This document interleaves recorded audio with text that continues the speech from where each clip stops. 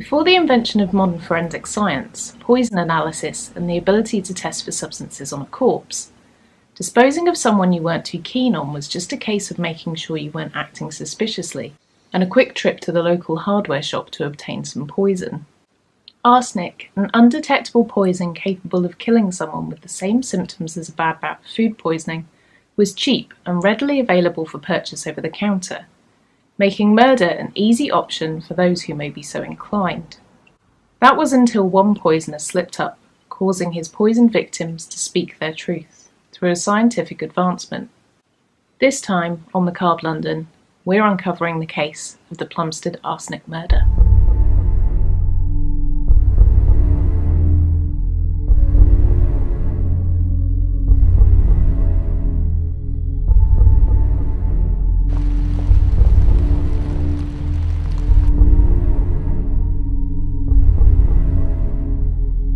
London today is a bustling metropolis, an exciting place to visit, and a somewhat safe place to call home. An eclectic mix of people from all over the world live in London, and the crime rate is dropping year on year. In some parts of this vibrant capital, the crime rate is lower than that of much smaller cities in other parts of the UK. However, things haven't always been so safe. Stories and tales of old have echoed around the streets and grown to become that of legend, particularly those of a gruesome nature.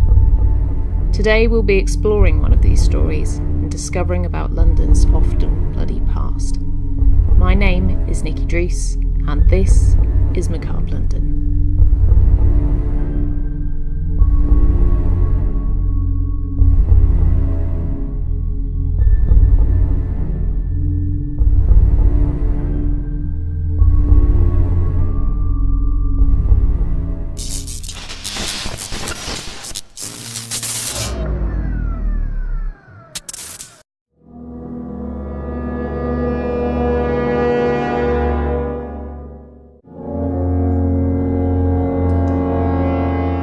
In the Victorian times, there was a silent killer that was deemed the height of fashion, lurking in people's workplaces and homes.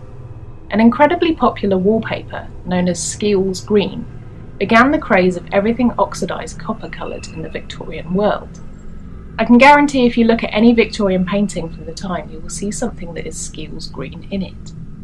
The dye was used for everything, from clothing to paint and even in confectionery. Despite the vibrant green dye looking incredible and being highly sought after, it did harbour a deadly substance inside it, cupric hydrogen arsenite, better known as arsenic to you and I. The arsenic-laced dye was fairly unremarkable and relatively safe unless it became damp and mouldy, which would cause it to react in a noxious way. Now, in Victorian England, and particularly in London where conditions of living were not that great, many houses did suffer from damp issues, and the green paint became mould infested, and it would release the deadly gases of the arsenic, causing anyone who was susceptible to the poison to become gravely ill or even to die. The wallpaper was initially not even a suspected perpetrator in people's homes, up until 4 children in Limehouse died in quick succession from suspected diphtheria. When the children's bodies were inspected, their symptoms didn't differ at all, which was unusual in itself, but the physician carrying out the examinations noticed that no other children in the area had become infected with the disease, which was uncommon for diphtheria. The house was inspected, and it was noted that the children's shared bedroom had been recently redecorated with, you guessed it, green wallpaper. The paper was taken to be tested and showed that the levels of arsenic contained within were incredibly high, meaning all the children had passed away as a result of breathing in the noxious fumes. The story of the 4 children from Limehouse hit the headlines and became the first reported case of its time. It wasn't long though until other people who had family members pass away quickly from similar symptoms, and who also had the dreaded green wallpaper in their houses, came to the conclusion that the accountability for the deaths solely lied with the green dye. With the story hitting the headlines, the silent killer phenomenon of arsenic poisoning was now exposed to the masses, and as with anything, it's not long before people started to turn this to their advantage. Arsenic became a murder weapon of choice, and before the Victorians tested the poison on people, they decided to test it on animals, and rats in particular. With squalid conditions being rife in the slums of London, Arsenic was an easy way to rid your household of any unwanted vermin, and the poison worked incredibly well, with arsenic being used for many regular household duties, and armed with the knowledge that a dose could easily rid you of a human-shaped problem. It wasn't long before people started to use this knowledge to their advantage.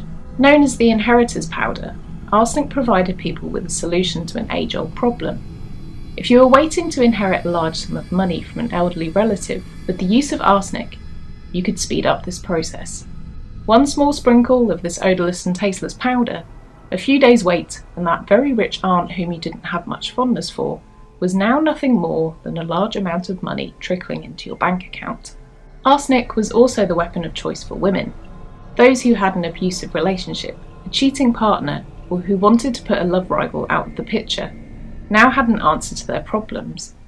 Without the violence required to murder someone with a physical weapon, or without risking that your chosen opponent may overpower you, poisoning seemed like a sensible and a discreet option.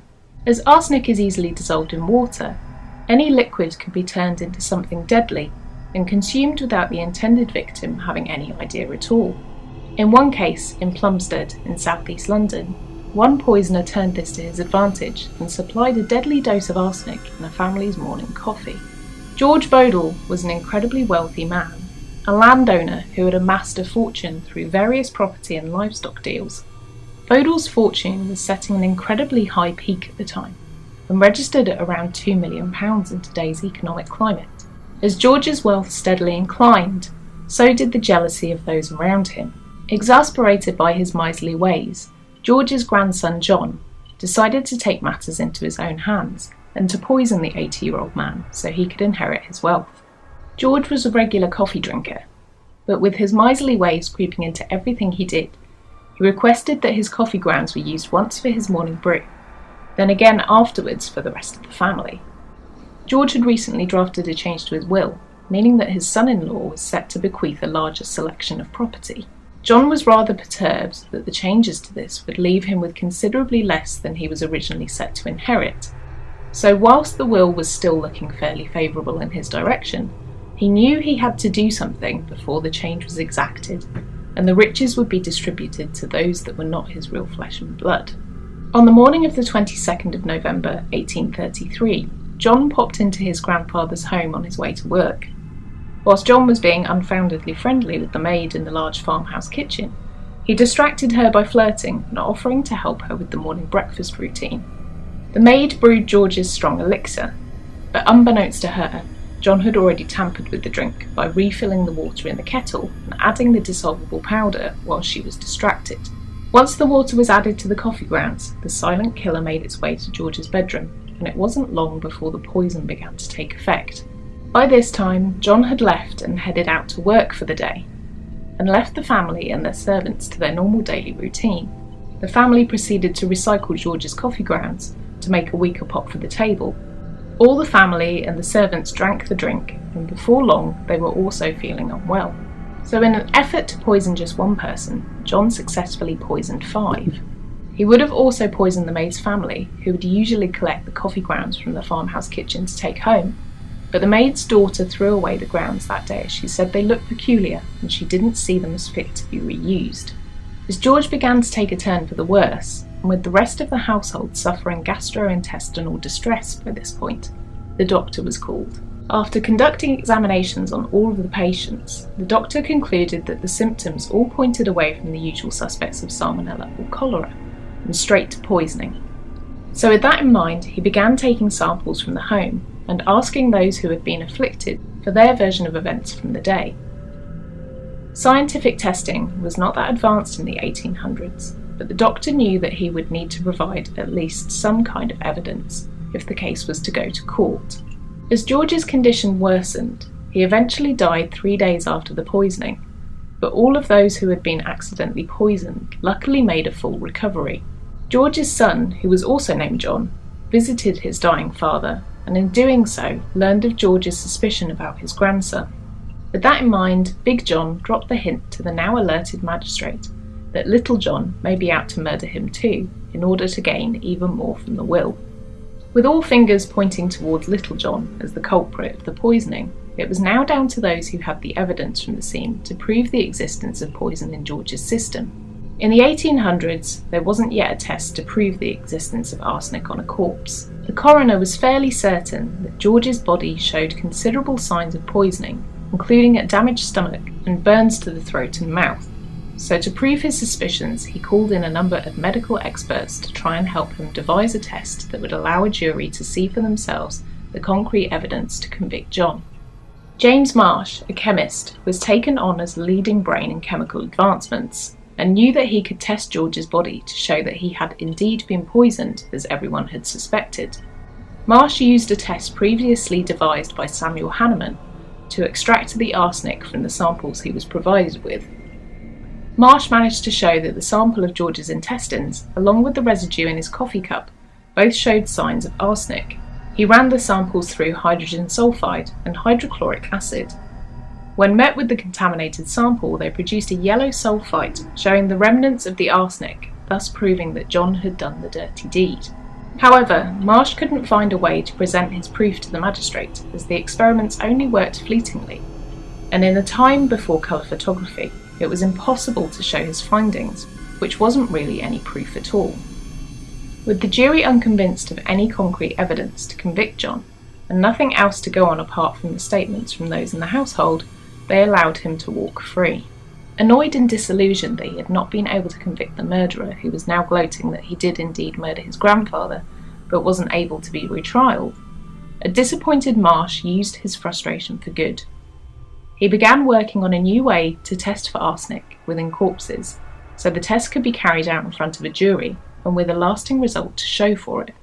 He devised a test where setting fire to the gas the sample would produce when it was introduced to zinc and acid provided a silver deposit of arsenic, which was a pretty clear-cut way of showing that a body had indeed been poisoned.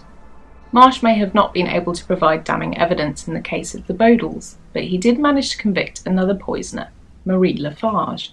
Lafarge had been caught buying a large amount of arsenic to rid her home of rats, but suspiciously her husband keeled over and died not long after.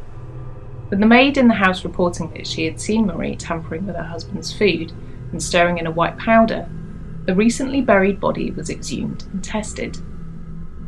The first time the chemists assigned to the case tried the newfangled Marsh test, they were disappointed to see it hadn't worked, and Lafarge was almost acquitted.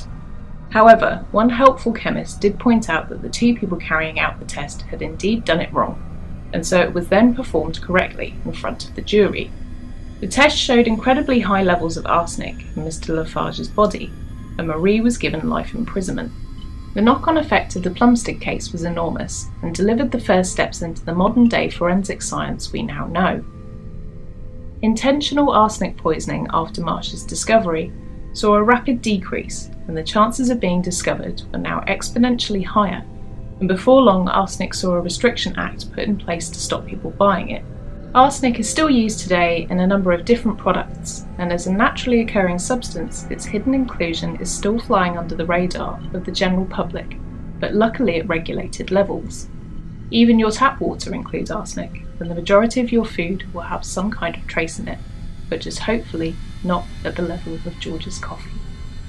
Thank you for joining me for that episode of Macabre London. Let me know how you would have avoided being poisoned in the Victorian times in the comment box below on YouTube or on our social media. Don't forget to give this video a thumbs up if you enjoyed it, subscribe to my channel and press the bell notification icon so you get notified when I post new videos.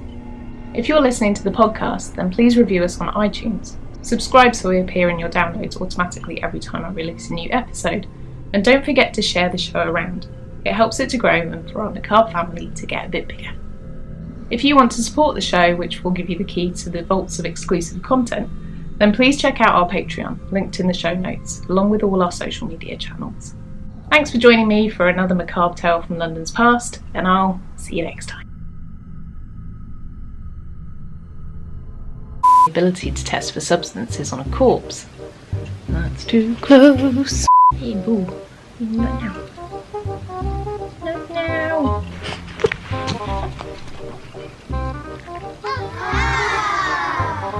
No. No. Wait. Cupric hydrogen. Cupric hydrogen. Hello, darkness, my old friend. I've come to talk. Same symptoms as about the